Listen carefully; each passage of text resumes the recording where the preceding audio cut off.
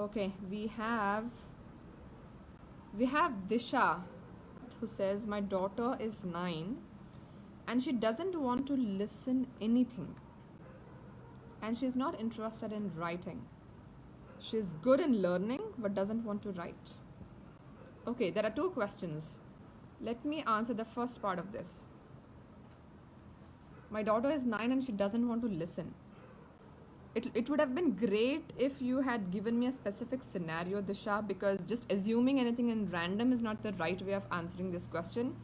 But since we do not have any other option right now, let me do that anyway. Why she doesn't want to listen to you in the first place. Now think about it. Think about how you do, okay? Forget about your daughter, Disha, for a while. Who do you listen to? Now, when I say who, I'm not talking about the name. I'm talking about the profile of that person. When I say profile, that means whether it's a parent or it's a friend.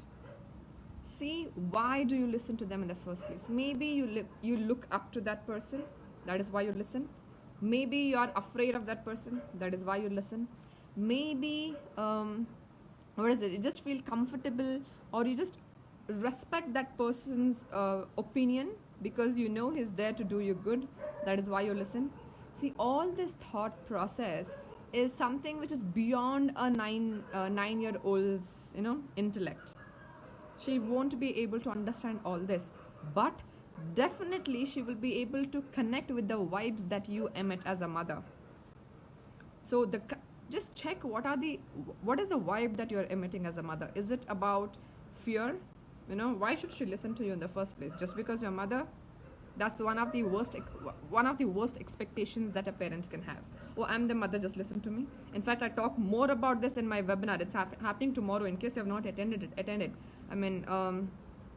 Leave your email address. We could register you for tomorrow's webinar happening at 3:30.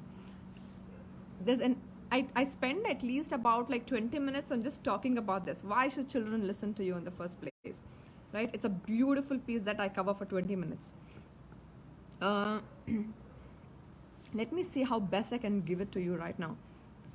Just the expectation that your children must listen to you just because a parent is beyond their understanding. Why? They don't understand what a parent is.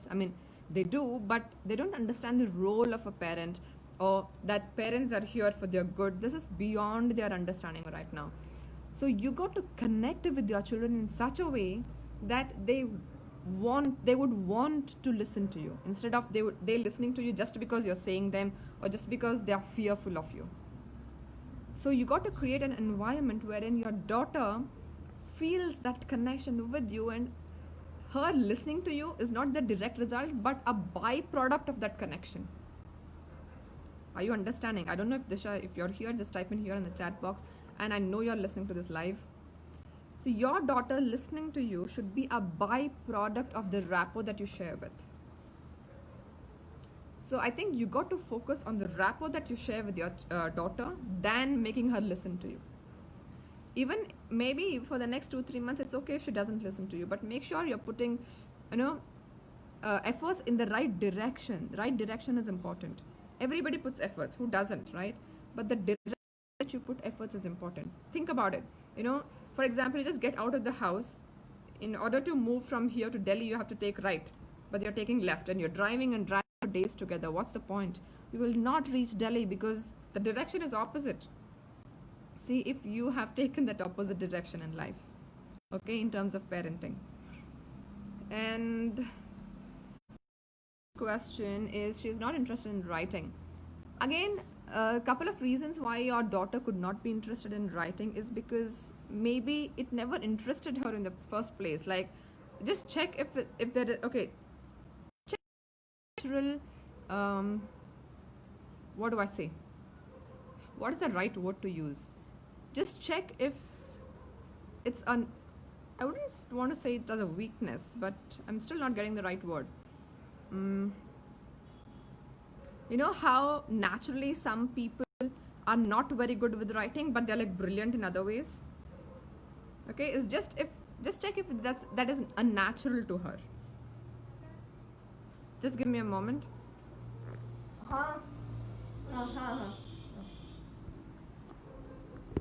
Okay, sorry for that. So you got to check if it's a natural to her. Like, does she really have certain challenges in, like, naturally, okay, inborn challenges?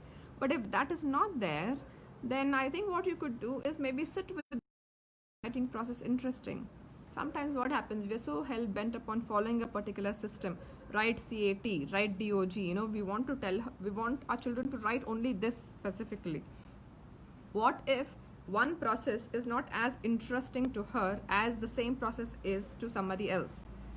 What do you got to do? Just change the process. Maybe you could tell her to write a story. Just come up with an imaginary story and and tell her to write a story like this. Check if she likes that. Okay, then maybe give her some. Just maybe ask her to write a letter for yourself, like, I mean, for you as a parent, or maybe for herself in the first place. Try all these combinations which involves writing. Okay, and because see, the school system is like this. There are like 40 people, 40 children in the class. A teacher cannot have 40 different activities based on a child's interest. So what happens, they tend to use one or two and expect all the 40 to follow that. But that is how the system is right now. So what you could do is customize that learning process for her in the house. But once she gets interested in writing, that, I mean, she would understand, that not a single teacher can have 40 different solutions for 40 different children. But initially, we got to put that efforts in the house. Ask her to write a story, maybe a letter to her friend, letter to you, letter to herself, like a future self. It could be different combinations of it. Try that and let us know how it works, okay? So if you want to continue your learning journey, then I want you to click the link in the description box and be a part of my closed Facebook group called Parenting with Ease, wherein you can attend the Monday lives that I do every week. All right, I'm going to see you there. Take care.